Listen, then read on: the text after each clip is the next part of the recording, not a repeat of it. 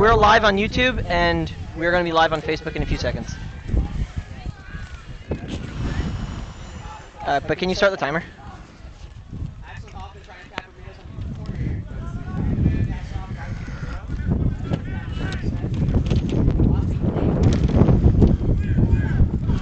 I got a notebook. Let me check this. Sorry. Alright, we are live on Facebook. We're all good. So it looks like we got a good stop there from the Indianapolis intensity.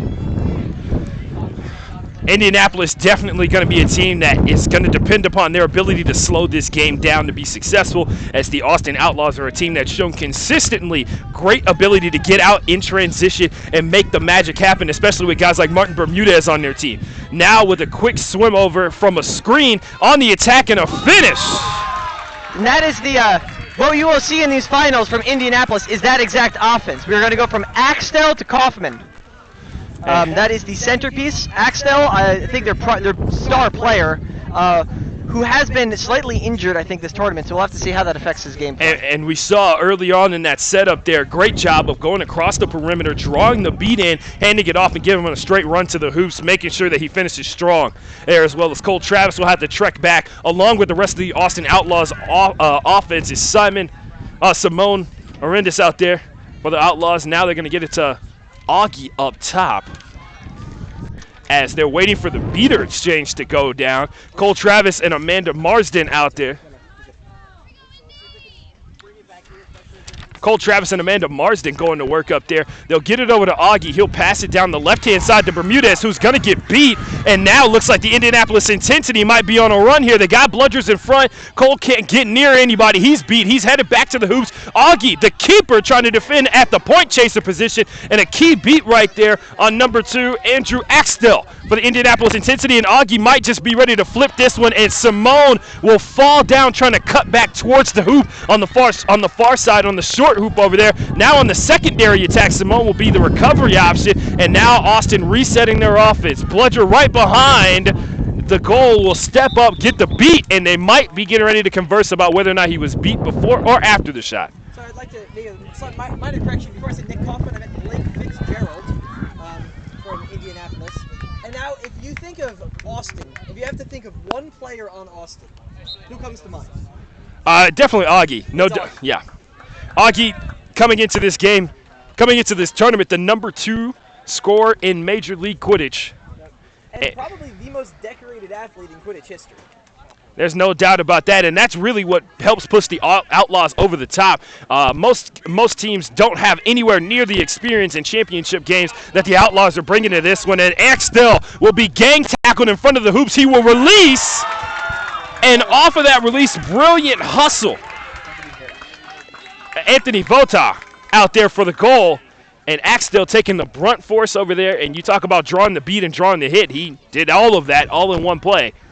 And it looks like we got Marino coming back out onto the pitch, number 11 for the Austin Outlaws. Typically out there for brooms up to get the speed advantage to come up with it.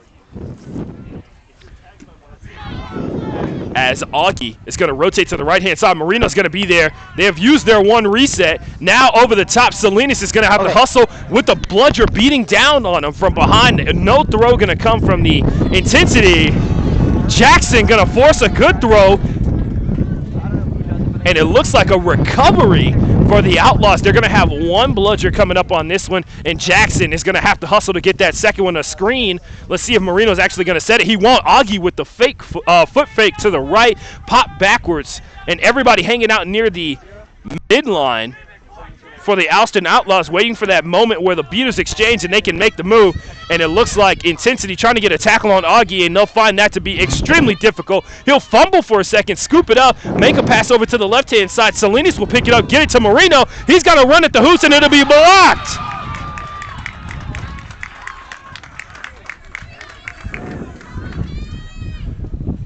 Blocked beautifully, read that play, forced the shot, the Indianapolis intensity did, and we're able to get back, and that's Blake Fitzgerald who's going to register that block for the intensity.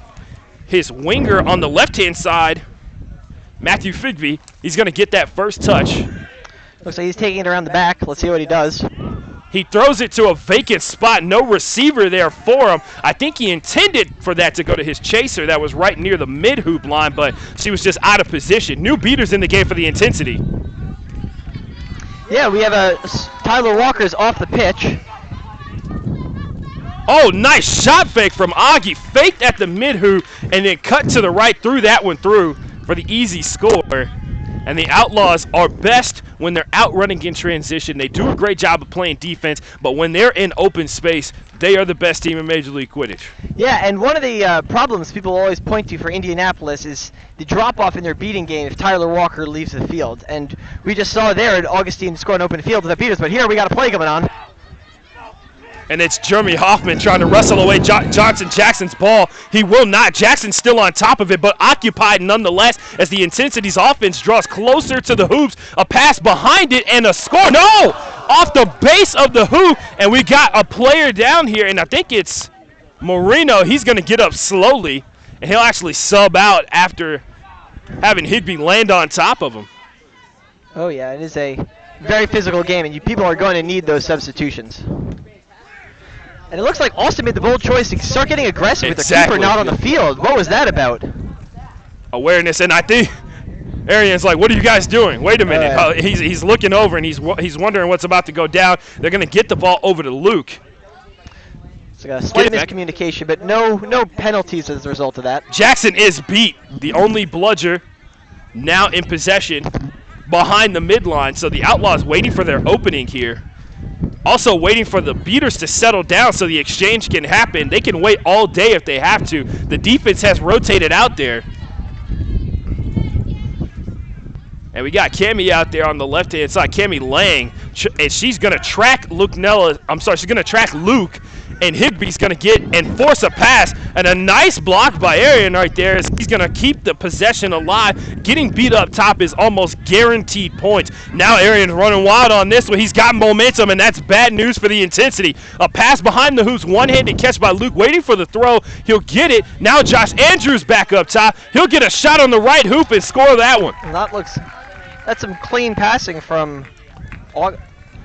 Austin. Oops. And the Austin Outlaws got about 2 hours of complete rest, as now the second, I guess you would call it the secondary lineup in terms of the beater play for the Austin Outlaws, Ryan Naraki and Molly Lensing, who have been doing really well throughout the course of this tournament. Last matchup versus the Boston Knight Riders, they saw their biggest test, and they answered pretty decisively out there as moments when Cole couldn't get any success. Naraki was able to open up some gaps for the Outlaws, and just like that, the Intensity back on this one, 30-30. Yeah, this is a pretty back-and-forth game we got on. Neither Intensity is, going in, this seems to be Austin's game. If you had to pick a favorite, it's Austin. And one thing to be said, the Austin Outlaws not accustomed to back-and-forth affairs. I will say that much. They've seen two after they beat the Boston Knight Riders, but prior to this, most of their games have been off a huge win deficit and off of that tip-in, and they're going to say the hoop was down before the goal was scored, as it looked like he was about to tip that one in on an alley-oop play, but did not go for him. Yeah, that's one of the dangers when you jump around those hoops, but let's see how it would have looked really cool, though. Oh, it sure would have. Luke Lips, the keeper over there, and a clean hit up front to force an offensive turnover. And one thing that has defined the Austin Outlaws is that very factor you saw right there, that intensity that they bring when it comes to tackling up front. Augie Monroe has re-entered this matchup. Let's see if he can sort of break this back and forth game we got going. As the bludger control has waned back and forth between both teams, surprisingly enough. Yeah, as someone in the North Division, people do underrate a lot of teams' beatings, and Indianapolis has depth. As we said, Tyler Walker's their star, but they do have a lot of depth behind him. And you see Martin Bermudez and Augie Monroe making these long cross-pitch passes. That's a method for breaking press. When you're trying to get people to over-rotate, you throw it across the pitch to make them over-rotate that way, then throw it back. You make them run until they're not willing to do it anymore, and you wait for your opening like they just got right here. Arian on the spin move. He might be getting ready to get taken down. He is in front of the intensity pitch. He will get up to make a pass, but it may not have been a clean pass as we have a stoppage of play. Andrew McGregor, referee of the year for MLQ, on the pitch right now. Dirty Andy is his nickname, surprisingly enough. So I'm not one to guess on this, but I would assume that was a throw after dismount or throw after beat. I'm not sure if there's a bludger over there, but we'll have to see what's going on. Because we did see him pop up rather quickly for a guy who got tackled, and it was a pretty, for a guy who had just gotten knocked down to the ground, he got it as close as he could have to Martin. That is a good pass for being on the ground. Yep, it looks like the ball is going back to Indianapolis. Not entirely sure about the call. Oh, it's going to the Outlaws on this one. Oh, never mind. Maybe when he was on the ground, they were calling the reach over on him, reach over the back. Augie's got a solo play on this one. He's got a goal to go along with it. Augie in one-on-one is bad news for everybody. No. If Augie is a one-on-one on your hoops, you're getting scored on.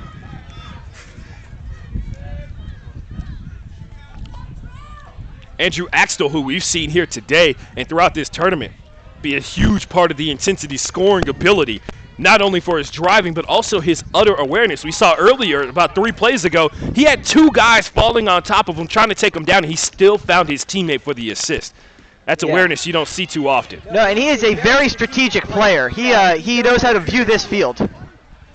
And Nick Kaufman up there with the pass behind the hoops, and a quick throw right through the mid-hoop over there. Important part of that, not bringing the quaffle down, making it a clean catch and throw it right through the hoops. Brilliant and good fundamental Quidditch. Yo, that is textbook alley or knock in right there. That's exactly what you want to see. Where is the Quidditch textbook? It's a good question. Things we may never know. And we got a stoppage of play. Sure, It might be an injury here. It might be a. She's holding the back of her head, trying to see who that is. Don't think that's Cammie Lang. Could just, as you see, it's a hot day out here in League City, Texas. Both teams send some players on the field to hydrate. If you notice in that last play, you can see the amount of respect both of these. The amount of respect that this Indianapolis team has to give Augie. He ran up and sort of faked the pass, but there was no one there. Right. And it just sometimes when you're caught up in the simple fact that you know Augie has the length on you in terms of the body formation, but that was Aaron Moreno who was walked off the pitch just a couple minutes ago. I thought I heard somebody make a call towards the medics. I don't know if they're going to go check her out or not, but she grabbed the back of her head as she was walking off the pitch. That's always rough. Yeah, I'm unsure what happened there. These bludgers come flying at you sometimes, and it hurts. There's people out here who lift weights. There are people out here who train for this year-round, so when they throw those bludgers, it's coming full force. Oh, yeah. Augie Monroe coming across the midline. It has been called. Only one reset after he crosses that midline, and the Austin Outlaws have hung out near this midline for vast majority of their offensive sets until it's time to strike like it is right now. Nobody there. Becca DuPont's going to have to track this one down. A miss on a beat throw. Becca, she was initially engaged in front. I could definitely see how that could have been called. No, for a second, I was wondering if that drop was intentional. She hit the ground and popped right back up. Gotcha. Lost the defender. And that looks like it's Nick Kaufman who's got possession of the quaffle while his team's making subs. Andrew Axtell here on the close side, on the close left-hand side over here. So if I had to describe my guess on this play is 2 chasers are going to hang around, and this ball will likely go to Axtell. Let's see what he does with it. And if they can work it that way, get away from bludger control. Cole has been beat up front. The other bludger has been kicked back. So control will lie with the intensity, and it just got turned over to the Outlaws, and now there's a scrum for the quaffle, and it will be taken by Martin Bermudez, who's going to make his way out of this game.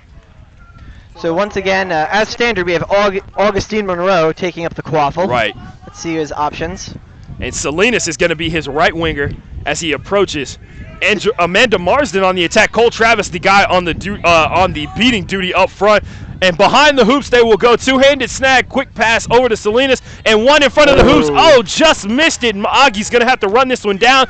And he'll actually have a one-on-one, looks like, with Anthony, and he will score that one as they will come up with a quick goal after the play goes slightly awry. And if you saw that rotation where they went behind the hoops and immediately came from the diamond formation you typically see in Quidditch to the box formation with the extra chaser on the far right-hand side after the catch, that's something they did against the Knight Riders, and it took them the entire game to get to that point to stop it. And even then, it was still pretty effective after about 2 or 3 rotations. Yeah, if I had to guess, I think that Indianapolis is probably more used to the box formation, as it is pretty standard up here in the North Division, and that's a one-way to score. And that was a pretty good shot. Andrew Axel with the shot, and I believe the score. We'll see if it counts. There's a conversation being had.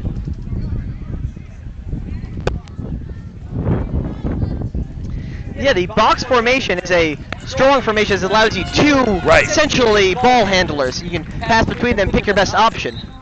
And it also is a lot more conducive. The only problem with the box formation sometimes is those long passes that have to be made from the top portion to the back receivers, and those can typically be picked off, especially if you're too close to the hoops when the pass is made. So. Yeah, with the box, you can't pass within the box. You have to keep passing around the box. Right. And that can sometimes lead to some predictable offenses. And some people get, when you're talking about Quidditch theory, people forget you can rotate the perimeter of the box, and you can make that, and the spacing is something that's key. Getting far enough away from each other where a beater can't affect your play. And now it looks like we got a free run. He's got that lean going again, and a throw up front. Josh Andrews for the score. That's Aryan Gadesi. Is that how you pronounce it?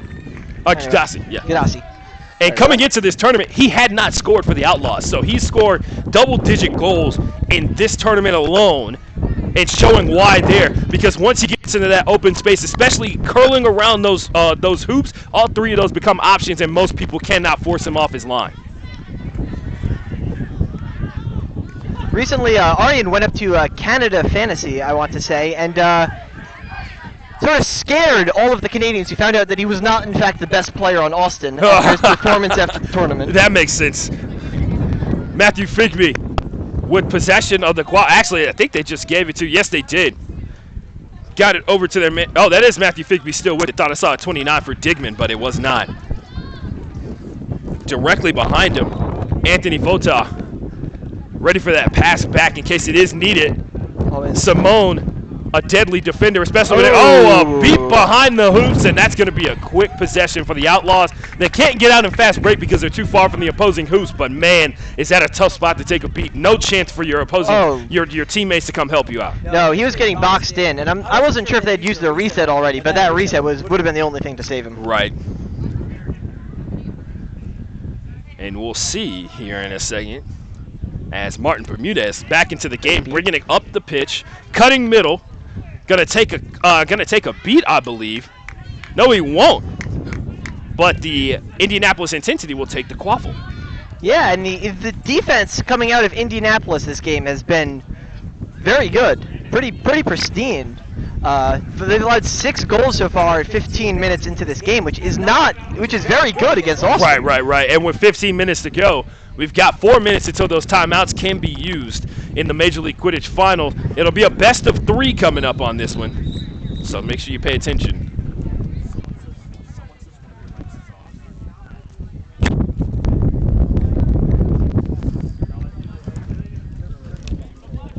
No, they're both on.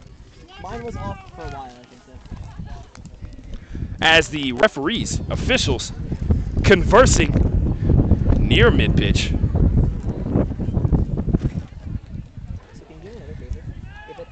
Johnson Jackson out here. Tyler Walker, the Peter, number 84 over there, trying to hustle for the possession. He'll get it away from Jackson, and Jackson's going to try and strip him and avoid the possession. Josh Andrews is going to scoop up a loose quaffle from the intensity. Looks like that scrap ends up with Indianapolis with 2 bludgers, I want to say, and Austin with a quaffle. And, that's the only upside many times when you're talking about going down on offense and not scoring. If you gain bludger control, going back on defense, it can help out. Yeah, in a back-to-back game like this one, if you go up and lose possession but gain control, that can carry you through multiple possessions afterwards. Right, and then we also talk about the slight possibility of the opposing chaser getting beat up top and you getting a fast break. Oh, that's always great. Tyler Walker working some beater control here. Jackson is going to beat, looks like, oh, Higbee with a great throw, and Jackson with the miss on his beat, but the intensity will reset. And that was a very good kick reset from there. It's so hard with those resets to not kick it off the boundary. Exactly, and that was Kimmy Lang out there who came up with that clutch kick. I have a feeling that soccer might have been in her background prior to Quidditch. You'd have to assume. Yes. And most people underrate the value. Soccer, with the great cardio you need to play, plus the foot skills, sometimes when the slop happens, when you've got to scramble, a kick can... Oh, and especially for beaters, too, with those kick beats can come in so unexpected at times. It gets a really loud cheer from the crowd when you get a kick beat on somebody. It's also pretty embarrassing. And a nice move towards the hoop. Nick Kaufman with the tuck goes airborne to hook that one in to maintain a 60-60 tie. Whistle has been blown. Timeout from Austin. And the Austin Outlaws look like they have utilized their one timeout. Here we go. I would say that this is great timing for Austin to use that timeout. They're not pulling ahead in this game, and we got looking like a little over 2 minutes left until Snitch on pitch. And the Snitch for this game, don't know if it's a secret or not, but I don't see anybody who's stepping up to the table just yet. And you have to imagine that we're going to see Gabe Garces at some point make an appearance. I can say that Gabe Garces is stitching the second game of this series. Ah, there you go. The pivotal game. Whoever wins that one will have to catch Gabe to win it. Justin Barnard? The Snitch from this game, as I'm just getting word, is Justin Barnard. And we have some time left. Justin Barnard of the Washington Admirals, by the way. Washington Admirals. Oh, from what I've heard, he's had some very, very good games this tournament. He did not bring the heavyweight belt with him this time. He usually brings his heavyweight belt with him, and he has like a whole chant that goes along with it to get people hyped up that he's in the building. So. Now that's kind of enthusiasm you want to see out here. Let's see. Are we still in the timeout? Yeah, the Indianapolis Intensity electing to take the field early throughout the timeout. That's surprising for a team not accustomed to intense heat. I'm sort of unsure what's happening. Augie Monroe bringing the quaffle up the pitch. The Outlaws no longer have a timeout. The Intensity do, though, but they only have 1 minute to use it, and I doubt they will. Yeah, if you were clock aware as a player, you would just hold on to it for about a minute. I know it's difficult to do, but taking away something as small as a timeout. However, I'm not sure if Indianapolis wants to use a timeout. Right. If you're doing better than you'd expect in a game, don't use it. Timeouts are a great way to freeze your opponent, but it can also ruin your hot streak. And Naraki and Cole Travis, so a dual male beater formation coming from the Austin Outlaws out here, surprisingly enough. Ryan Naraki of Texas State, Cole Travis trying to complete something that is quite rare, back-to-back national championship use. It's been a long year for Cole, to say the least. Yeah. Won the championship, won the title with, of course, Texas Cavalry just a couple months ago, and now looking to claim an MLQ championship. Yeah, I'm not sure, but I feel like there's a few people in that Austin squad that can do the same. And I asked him, he was sitting down in front of the players' lounge, and a quick score over there. That was Cecilia Westbrook. Westbrook with the goal. And that's really good to see, because earlier in this tournament, I could have sworn we called one of her games, and she dropped about 3 goals that were right in front of the hoop. So to see her get that quick snap off and get that finish is going to be great for her confidence, and I'm sure it's going to come big. We're talking about, well, what could be the last? Oh yeah. And especially one thing to note is if you look over there and you see a chaser next to the hoop about to put it in, the hardest part is getting to that hoop without someone covering you. Right. Naraki ready to go to work on some Snitch on pitch, and this is usually where the Outlaws thrive because they love to get them some running in, so we'll see if they work it. So the Seekers we have coming out here, number 26, Craig Garrison from the Austin Outlaws. And I do not see the Seeker for Indianapolis. It's looking like right there, that is 73. That is number 73. Jason Bowling. Jason Bolin out there getting some, well, it was alone time for a couple of seconds. The Snitch is off, and there's a bludger underneath our table. There was a bludger underneath our table. Ryan Naraki picking that one up. Looks like we're And, stoppage of play. yep, and it's probably going to be a switching of the Snitch shorts here in a second, or maybe just the Snitch its actual self. So Yeah, well, look, I think we got a new tail coming out here for the Snitch. Snitch tail, I did not mean actually telling Bar not to leave or anything like that. Oh no. And Yeah, we have a. I think we have a. It's 8. Ryan Naraki standing directly in front of the camera. And with the Snitch on pitch, we have a 10-point game. So Right. unless Austin can bust out some major changes, or Snitch on pitch can also get very confusing, as Indianapolis is guarding the Snitch with both bludgers. And a near catch from Naraki on that one. 2 bludgers are down. Tyler Walker has one. He will beat the Seeker for the Outlaws, and the tail is off again. And now you have to start assuming it's Yeah, you have to assume so. And Indianapolis is in no rush to get rid of this quaffle. They're down 10. They want to stall out this game. But it looks like Axel's going for the throw. Ooh. Looks like Andrew Axtell. And the boos you're hearing behind us are typically because it's killing the momentum that you're seeing. And now we get a Justin Barnard giving a show to everybody. Get a cheer from the crowd as we get a new pair of Snitch shorts. No one wants to see the game stop that often, so looking forward to some better action. And Axtell's got to be a little disappointed on that, but there were actually no bludgers coming towards his way when he was on his approach, and he elected to shoot from outside the keeper zone. Yeah, no, I think he was not under much pressure. He could have kept up his slow advance down the field, but Naraki's going to chunk one, and it's going to go near the hard boundary. So one thing you'll always notice about Austin is that they are less concerned with pulling the Snitch than they are with ensuring the other team cannot. See that we have a possible pull coming out from Austin, number 26, Craig Garrison. And we saw Garrison go over the back of the Snitch. He was on him, and the Snitch was trying to shove him off. And he used that second where he was lifting him up to reach down just a bit further. It's always nice to have really. Oh yeah, those long arms are one of the best advantages you could have as a Seeker. We have a catch called off. Ref, can we get the reason? I think they're going to say he pinned his arm on his reach. Impeding? So the call there was that the Seeker was impeding the Snitch. Catch is no good. And now some more alone time for the Outlaws Seeker out there again. Now they got both bludgers on duty out here. Naraki for the catch! Oh, and that's a great And catch both by number intensity 80. beaters are down. Snitch is on the ground. Snitch tail on the ground here again. They're not stopping the play of the game, luckily the Quaffle game, but they will stop play of the Snitch as it goes on. It looks like Ryan Naraki is going to be substituting out. Axel Looks like gets we have blocked at the hoops. Number 17, Alfredo Salinas. Ooh, great catch from number 80. That's Ryan Naraki with the snag there again. And we are seeing some amazing beating coming up from both of these squads here during this hectic Snitch on pitch game. And a two-male beater look coming from the Outlaws out here. Cole Travis and Ryan Naraki out there. Everybody going to take a second to get some water. De La Fuente, one of the other Austin beaters who I think we'll be seeing here in a couple of minutes.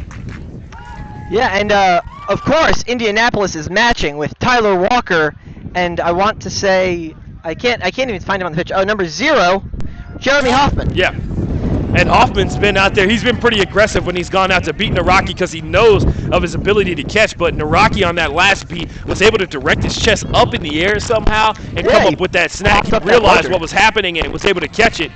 Yeah, and if you notice, Jeremy Hoffman is throwing a lot of ankles. It's hard to catch down there, so he's going for those sort of lower percentage, but they're not going to get caught. And if you're talking about the accuracy of an MLQ beater, you'd imagine hitting at the ankles is a prime position just because of the ability and the skill that most MLQ beaters have within their hands. Oh yeah, the problem is once you go low enough, you have to worry about the jump. Right. And you'll see that coming from some Seekers sometimes. They'll literally just jump out of robotic motion, and it's all about whether or not the Seeker can catch, the beater can catch the timing out of it, but it usually works. A blocked bludger by Naraki on Hoffman. And if you notice, he managed to pop that bludger far away, so he couldn't. Ooh, it looks like 2 missed beats coming out of here. And our TV counterparts over there getting in the action as one of the beaters Tyler like Walker. Indianapolis managed to clear out most of the beaters. Although there's a catch coming out of Travis. Cole Travis getting beat on the calf and then throwing it back. During all of this, they're out of range. Indianapolis down 30. This pole will send them to overtime. Let's see if they can do it. Ideally, they can do the goals. There's the jump as I was talking about. Right. And Cole being held up on his possible beat throw. Tyler Walker engaging very quickly. Salinas trying to go for the snitch grab. He's got him engaged in neutral position in wrestling. If you're paying attention at home, he had his shoulder on his shoulder, so an opportunity to just reach around and grab that snitch tail. Won't pull it off, but the quaffle being scrummed for on the far left-hand side, if you're wondering where it is. And that quaffle will likely stay there for a while, as these beaters do not care. These beaters want this snitch, and this pole may be all that matters. And Josh Andrews on his way. Did he get hit on the broom? No call on that one. Josh Andrews, who's pulled for the national championship just a couple months ago, is out here trying to pull for an MLQ championship. And if you notice, Indianapolis has made an important roster substitution. They are no longer running double male beaters. We now have number 41 coming out for Indianapolis. And by the way, still huddled up over there. There's a scrum for the quaffle, and nobody's going to get it. If you'll notice, Austin Seeker will often, as they see Indianapolis Seeker running towards them, they will leave contact with the snitch just to get that defensive seeking in, to make sure the other team cannot pull no matter what. And on that play, Jackson Johnson doing a great job of actually protecting his seeker. Blocked the bludger with the bludger to give Andrews more time. Oh yeah, the snitch on pitch coordination coming out of Austin is the big part of the reason they are such a good team. And Indy's very content to have the quaffle quelled and controlled here, because the lower scoring affair that we're dealing with here, the better off they are. Austin came into this tournament as the third highest scoring team in Major League Quidditch. I'm sorry, the highest scoring team. Sorry, 100. They averaged 16 goals per game, 160 plus points that they average, and they scored over 200 points in most of their tournament games here today. Oh yeah, which is why it's such a great defense coming out of Indianapolis that has been able to hold them to only 100 points. Trying to pump the crowd up.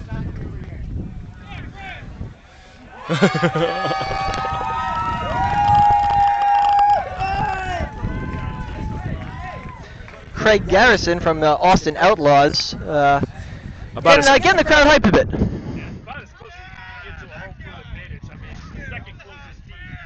Of course, the League City Legends, this is a home field advantage for them. They're no longer in the tournament, of course. We've gotten it down to just these two teams. But if anybody were to be rooting for anyone in Texas, Texas always roots for Texas. That's a no doubt. League City, unfortunately, ran into this Indianapolis squad early on in the tournament. Right. And yesterday actually forced Indy, one of the division champions, to 3 games, and it came down to the snitch catch for them, and that's how their season ended. So. Oh yeah. Played in a consolation game this morning. And this Indianapolis squad actually had a closer game at their pools than they did in the semifinals, as they easily dismantled the LA Guardians.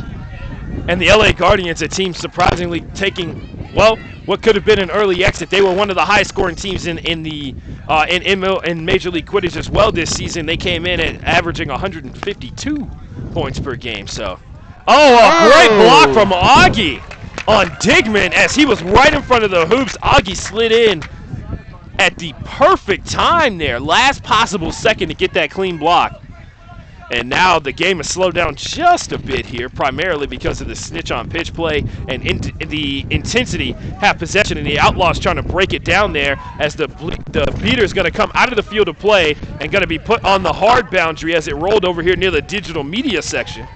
So there's an interesting debate in Quidditch, and that's if you are down 40 and you have bludger control, where do you put your beaters?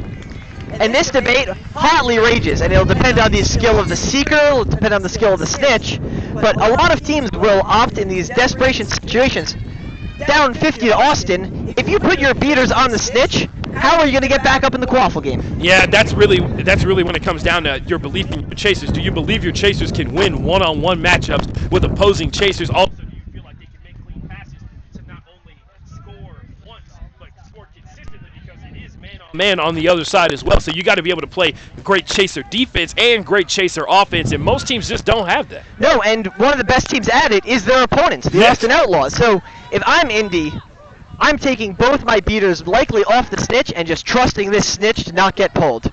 And a great shot right there by, that was not Axtell, that was Matthew Figby out there. Caught it in stride, one of his teammates anticipating where he was going to be, not where he actually was at the time. And then if you want to go to the other strategy, it's what Indianapolis has done, putting Aaron Moreno as their seeker. Putting in, I think, what I want to say is a 3-4 male chaser line. And Figby on the attack and another goal. And now this is a 30-point game. Can she pull? No, there's two beaters coming at her. Oh, and then Another beat. Bludgers are flying all over this commentator's table. And by the way, side note, Aaron Moreno back into the game after going out earlier due to injury. So good to see that as well. Oh yeah, and now it looks like Indianapolis is likely put back in their starting seeker, unsure. Austin sticking with the 2 male beaters. Josh Andrews, seeker for the Austin Outlaws, trotting out onto the pitch. Ready to engage, trying to get that swipe, that easy swipe there. His goal, of course, is to clear the hands of Justin Barnard and try and get an easy grab, and he will! Now, I didn't see much, but that looked like it likely was a clean grab to me. But let's see if he was impeding the Snitch in any way. Well, his grab was basically, it is going to be good. And that will end game number 1 of the MLQ finals here. It will end at 150-90 at 27:43 on the clock. Josh Andrews able to, on his Snitch grab, engage high, get low enough, quick enough to get underneath the arm of Justin Barnard and be able to swipe that down. So good movement on him. And also, there's levels to this thing. So constantly changing levels is going to be key to seeking. So they've got that going for them. The Austin Outlaws, after calling that timeout just before Snitch on pitch, completely changed the game for them. Got to be really impressed with the intensity did in game number 1. Yeah, so as someone from the North Division, I will always say the North Division is probably slept on a little bit. And Right. I think Indianapolis is one of those teams that people sort of look at them and they'll say, they got Tyler Walker, Andrew Axtell, and then what else do they have? But now we know. Right. They have a lot. And the team chemistry out there is going to be paramount to what their success has been about. That's how they've won all of these games, because people think you can shut down Andrew Axtell. They've got other guys. They've got Kaufman. Jeremy Hoffman was out there killing it at the beater position today. And you have to hope for some better play.